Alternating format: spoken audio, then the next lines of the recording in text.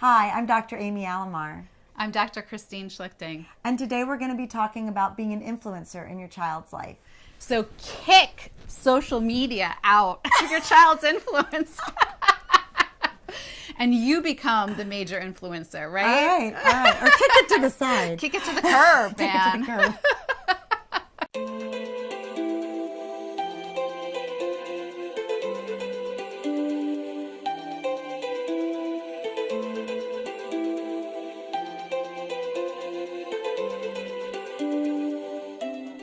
When kids are very young, when they are infants and toddlers, you are their primary model. And like your God. Yeah. They really model everything after you, including your values and your beliefs and your concerns. Mm-hmm. And as they grow older, they develop relationships outside of the home, friendships, but also with teachers or coaches, and they start to get influenced a little bit by others. And in their early tween years, they really start to develop outside of the home their own value system and their beliefs, and they start to worry more about what other kids are doing. So when they're in their sort of early elementary years, they're watching what other kids are doing and they're kind of taking note.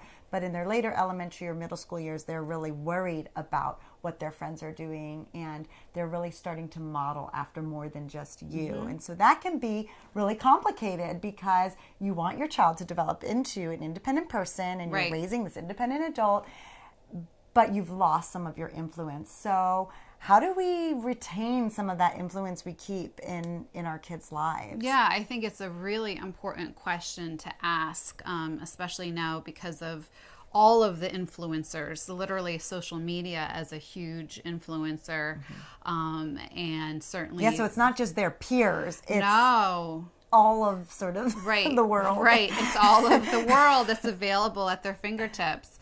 And how do you reestablish that relationship? And of course, I just recently read a quote about, the two things you want to give your kids. One is roots and the other is wings. So I always think that's a nice way to think about it. And as they start to develop their wings and they are growing into adolescence, we also want them to be grounded in reality. And we also know from neuroscientific research that judgment part of the brain is not fully developed. So of course, sometimes they don't make good decisions. So really, I think sometimes parents think as a child turns into a teenager, they can pull back more. And I actually think that is not good advice. I think that you should step in, but maybe in a different way. And so being an influencer doesn't mean being their primary guide and leader. It just means staying connected. all over them. Yeah, not helicopter parenting, but really just staying connected in a different way. Right. Okay. Right. And like some examples I would say is like just even being physically close with your child. When they're doing their homework, maybe you sit next to them and you work on a project that you're working on. For example, now our new book. I'm working on my book while my daughter does her homework. We're side by side, and that's something you kind of do when kids are very young, is you do a lot of parallel play. And I think, we can bring that into being a teenager too, where you're not necessarily, what are you doing now? What's happening now? Who's calling you? Who are your friends?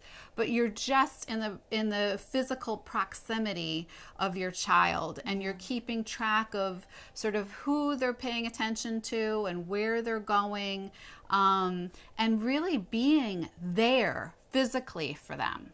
I think that's a huge piece. Yeah. Thanks for joining us. We're so excited to have you as a part of the Parenting Project. Please send us your stories, your questions, your comments. We'd love to hear back from you. Anything that you want to share with us or ask us, we'll get back to you in a future episode. So please message us and follow us, and we'll see you next time. Bye, guys.